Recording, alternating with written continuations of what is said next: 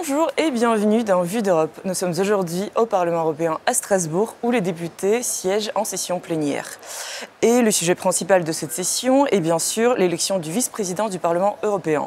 Mais pourquoi le faire à 1 an et demi de la fin du mandat? Cela est dû au scandale du Qatargate au Parlement européen qui n'en finit pas. Alors, une enquête à grande échelle a été ouverte pour les délits présumés d'organisation criminelle, de corruption et de blanchiment d'argent concernant le Parlement européen et le Qatar. Le groupe des socialistes est visé en particulier et l'immunité parlementaire des 2 députés européens pourrait être levée cette semaine. La vice-présidente socialiste du Parlement européen a été placée en détention préventive et la présidente de la sous-commission des droits de l'homme a dû suspendre ses activités. On va en parler aujourd'hui avec 2 députés du Rassemblement national au Parlement européen, André Rouget et Bonjour. Gilles Le Breton. Bonjour. Bonjour. Alors, que sait-on à ce stade sur cette affaire, Gilles Le Breton? Bien, ce qu'on sait, c'est que plusieurs députés ont été corrompus par le Qatar. On en est maintenant quasiment sûr, même si la justice poursuit son cours, bien entendu.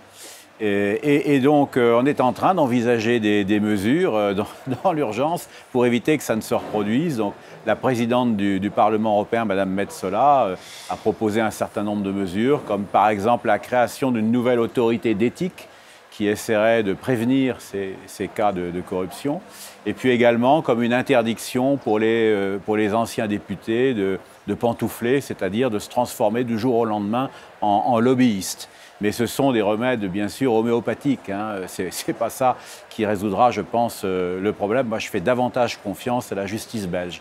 Alors, il y a une deuxième mesure qui est à l'étude et qui m'ennuie beaucoup plus. C'est un projet de la Commission des affaires constitutionnelles qui consiste à donner plus de pouvoir au parquet européen qui pourrait maintenant demander directement la levée d'immunité des députés européens. Alors, pour l'instant, c'est les parquets nationaux qui le demandent. Et moi, bien sûr, je suis attaché aux prérogatives des justices nationales.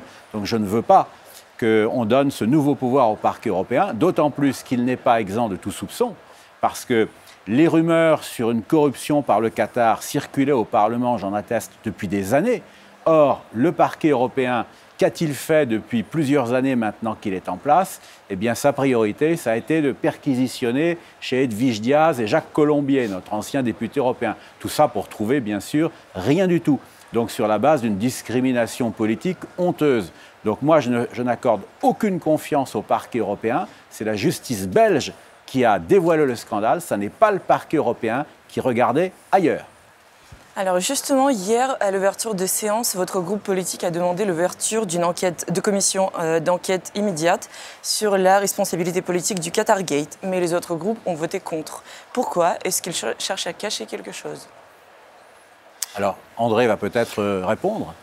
Écoutez, c'est en tout cas le sentiment que cela donne. On a le sentiment, mais ce n'est pas fondé, mais on a le sentiment que ces premières mises en examen ou inculpations, je ne sais pas quel est le terme de la justice belge, ne sont que la partie émergée de l'iceberg.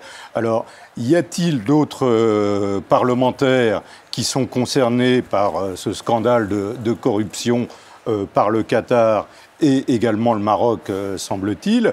L'avenir nous le dira. Mais la réaction de nos collègues, et particulièrement du chef de file des Verts, qui a répondu à notre président de délégation, Jean-Paul Garot, est pour le moins maladroit, puisque Jean-Paul Garot réclamait que nous ayons toute la vérité tout de suite par l'instauration d'une commission d'enquête immédiate. Or, nos collègues ne le veulent pas. Ils donnent ainsi l'impression de se protéger les uns les autres. Et le fait de mettre la commission d'enquête à la fin de l'instruction va reporter la lumière sur cette affaire au calende grec, à la fin de l'instruction, d'ici plusieurs mois, voire plusieurs années. Donc vous avez vraiment l'impression que le Parlement cherche à étouffer cette affaire? Madame Metsola nous a dit lors de la précédente session qu'elle allait bousculer le Parlement. On a le sentiment, pour l'instant, qu'elle a à peine secoué l'institution.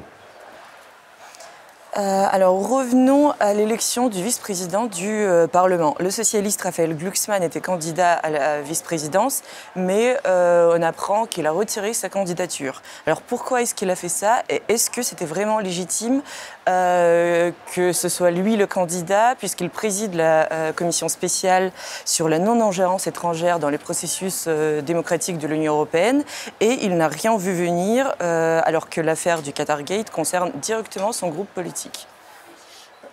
Écoutez, c'est le minimum de la décence que M. Glucksmann ait renoncé à être candidat à cette vice-présidence.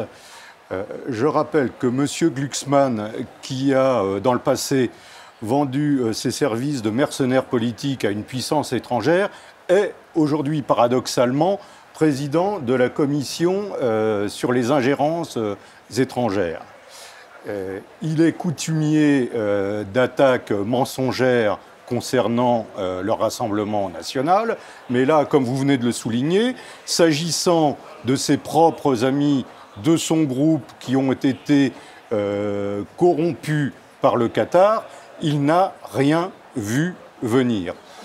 Ajoutez à cela quand même que Madame Glucksmann, en 2015, alors qu'elle était ministre de l'Intérieur d'Ukraine, a été interpellée à l'aéroport de Kiev avec, selon cette coupure de presse, 4 millions de dollars en liquide dans ses valises. Alors, M. Glucksmann et elle ont divorcé depuis. Des informations, fausses nouvelles comme il le prétend, il n'en reste pas moins vrai que toute la lumière doit être faite sur cette affaire. Et que d'ici là, si M. Glucksmann est un homme d'honneur, ce dont personne ne doute, il se doit de mettre entre parenthèses, à tout le moins, si ce n'est démissionner de sa présidence de la commission des ingérences. Oui, moi aussi je voudrais intervenir sur le cas Glucksmann parce qu'il se trouve que j'ai été pendant 2 ans membre de la commission qu'il préside, la commission d'enquête sur les ingérences étrangères. J'ai trouvé au bout du compte que c'était une commission tellement peu sérieuse qui passait son temps à essayer d'enquêter sur nous, sans jamais évidemment rien trouver, au lieu de faire son travail, que j'ai quitté cette commission, j'en étais membre titulaire, j'ai refusé de continuer. Donc le message était clair, c'était une commission qui ne faisait pas son travail. Malgré tout, M. Glucksmann a été confirmé au bout de 2 ans comme président de cette commission. Et maintenant, eh bien voilà, il ne faut pas s'étonner de ce qu'on découvre, c'est qu'il n'a enquêté sur rien du tout. Il a laissé ses amis socialistes se laisser corrompre par le Qatar en n'ayant rien vu, ce qui est quand même difficile de croire puisque ce sont des gens qui se côtoient tous les jours. Donc le scandale est énorme et M. Glucksmann n'est pas du tout gêné et envisageait de se présenter à la présidence du Parlement, à la vice-présidence du Parlement européen. C'est incroyable.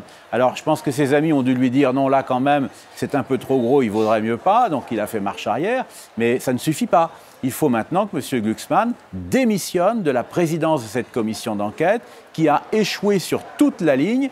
Et Mme Metsola, la présidente du Parlement européen, a beau dire qu'elle va faire le ménage. Tant qu'on ne procédera pas à cette démission, eh bien, on ne pourra pas y croire. En réalité, tous ces gens se serrent les coudes et la lumière n'est absolument pas faite. Moi, encore une fois, et ça sera ma conclusion, je ne compte que sur la justice belge pour faire toute la lumière sur cette affaire de corruption. Je n'ai aucune confiance dans le Parlement européen. Eh bien, merci Gilles Le Breton, merci André Rouget. Je suis sûre que votre délégation et votre groupe politique va suivre de près cette affaire. On fera le point bientôt. Et merci à vous de nous avoir suivis aujourd'hui. On se retrouve bientôt pour le nouveau numéro de Vue d'Europe.